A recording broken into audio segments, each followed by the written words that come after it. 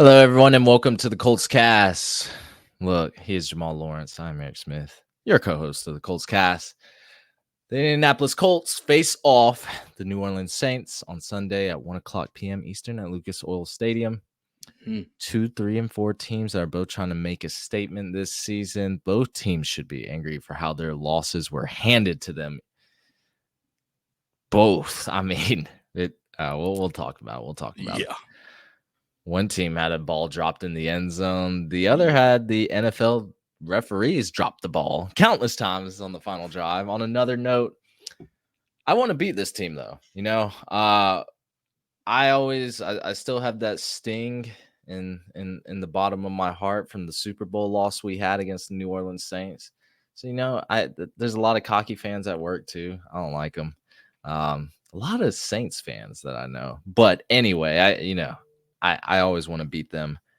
So how do we beat this team, Jamal? Can we beat this team? Do we move on to 4-4? Do we have an eye on a playoff spot, or do we move on to 3-5 and look towards the future?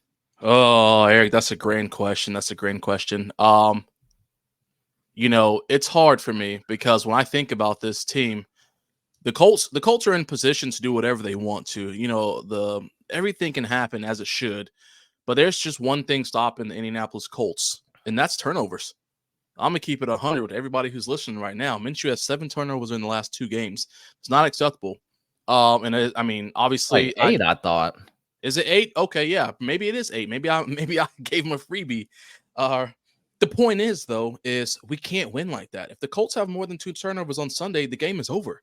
We can't let these teams keep getting the ball in shallow field because of a fumble. 3 lost fumbles on Sunday, I believe it was. Those are issues, guys. That's what's going to stop this team from winning because we cannot afford to just go down and kick field goals and then give up the ball whenever we're not getting field goals, and letting the team get into prime scoring position. So I really think that that's the main thing for me. If the Colts can figure out a way to hold on to this ball, less than 2 turnovers, I don't see us having a problem. I don't see us having a problem getting this W. That should be the keys to the success, little segment that they do for every team, just like one key to win this game, protect the football. Protect the football. It's that simple, right? Yeah, it really is. I don't want to see any of this scatterbrain, stepping up into the pocket, doing all this weird stuff, man. Listen, hold on to that rock, release it when you need to, and let's make some plays downfield. We're talking about go ahead. Do we want that? Do we want Minshew to not get the ball out early and potentially hold on to that football longer? Because I was going to say the opposite. Gardner Minshew should be getting that ball out quick, because I feel like whenever he tries to extend plays, something bad happens, Yeah. So let me clarify that, because that's a great point. When I say hold on to the ball, I mean I physically want him to hold on to the ball, just not let it fall out of his hand. That's what I should have said, because you're right. I mean, when we think about the Saints when they played against the Jaguars last week, Trevor Lawrence, I think he got rid of the ball. I think it was 2.2 seconds was what it was when I looked it up. The fastest. Defense didn't even have a chance to get to the ball. He didn't get touched. He didn't get knocked down, nothing. He got hurt, I think, 30-something times, but didn't get touched once because he got rid of the ball in 2.2 seconds.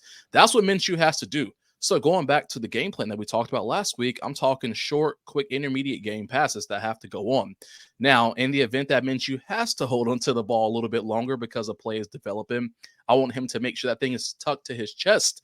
And I'd rather it be tucked to your chest and you take a sack than you try to just finagle with that rock, and then all of a sudden it's a pick 6 or a fumble right there. My man needs some blind spot mirrors, because boy, he does not sense anything going wrong in the pocket. I mean, he thinks it's clean every time, boy.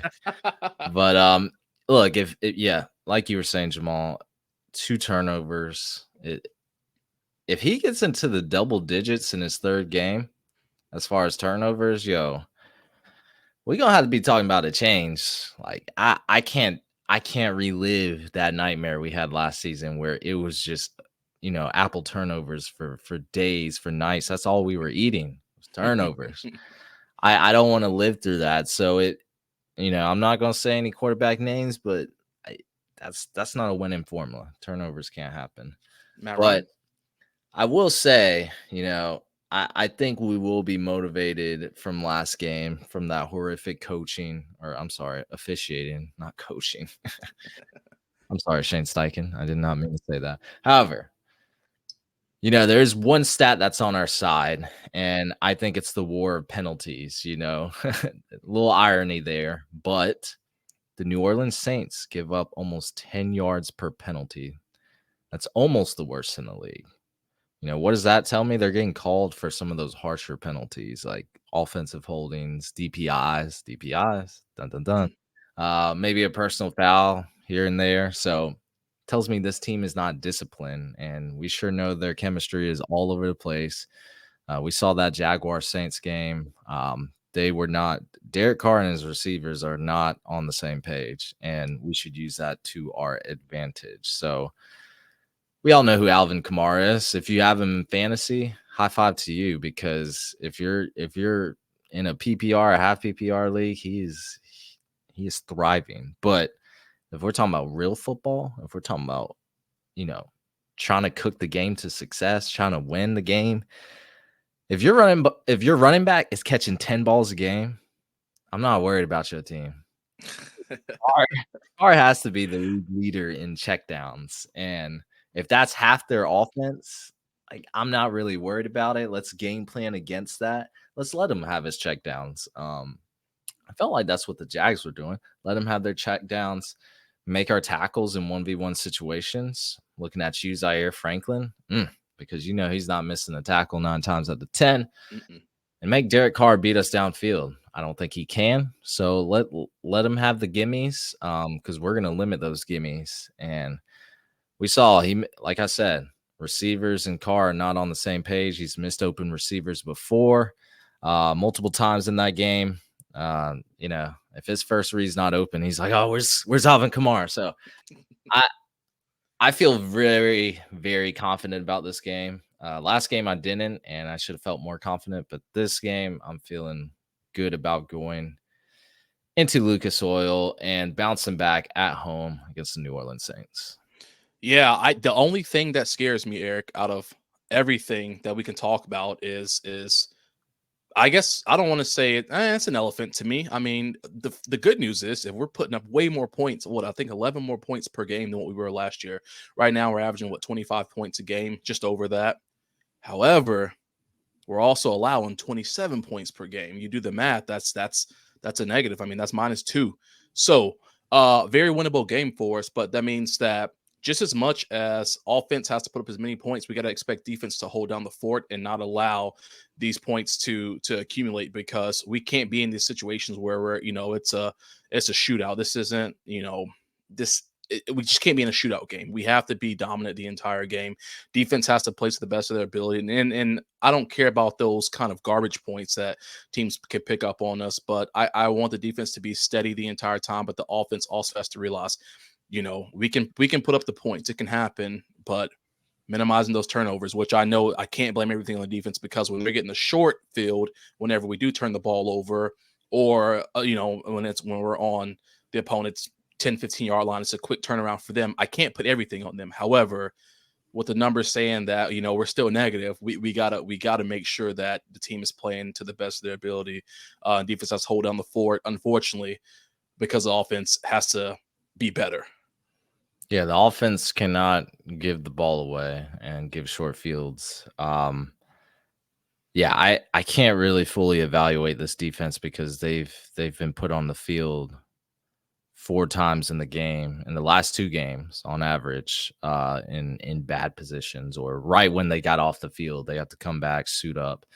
It's tough. Now they do need a limit. There needs to be a clamp, a defensive clamp on the opposing offenses, because we're allowing way too many points a game. You're absolutely correct. But losing Grover Stewart, we're not getting that much pressure up front. I know we had injury to Kwity Paye recently.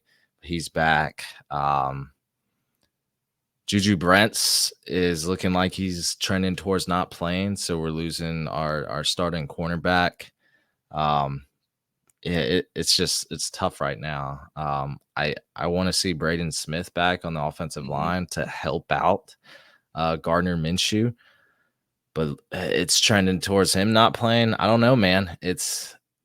We're having some injury woes. We lost our starting quarterback. We lost our starting defensive or nose tackle to PED suspension. It's kind of a great cloud over us right now. But yeah, definitely, I think we get back into the groove of things because we're playing a dysfunctional team. Shane Steichen has these boys disciplined. I still think we get this one out. Maybe like a 24-13. Oh, I like that. Good I old like win that. at home. They got some field goals on us, but we shut them down in the red zone. You know what I'm saying? I rock with that. All right. I rock Yeah. with that. That's good for me, dog. Colts get the dub. And move on to 4-4, and we still have an eye for the playoffs because that's what I want to see. I want to see my team in the playoffs, not my team at Pizza Hut. It's just I want to see them playing, baby. That's gonna be it for us, everyone. Thank you for listening to the Colts Cast. We're live on Apple Podcasts, Spotify, YouTube, or any platform you use to listen to podcasts, and we'll be back next time to give you some more Indianapolis Colts content. Take care. Later.